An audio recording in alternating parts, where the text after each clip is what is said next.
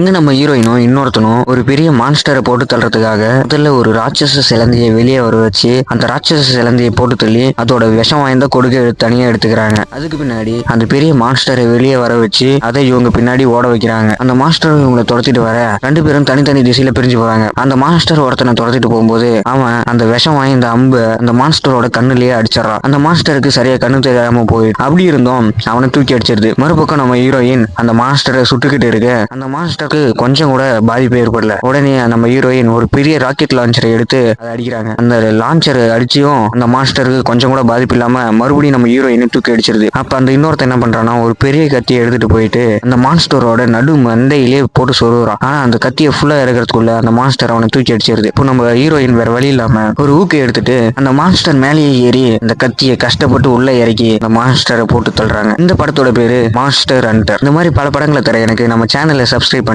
இந்த வீடியோக்கும் ஒரு லைக் பண்ணிருங்க.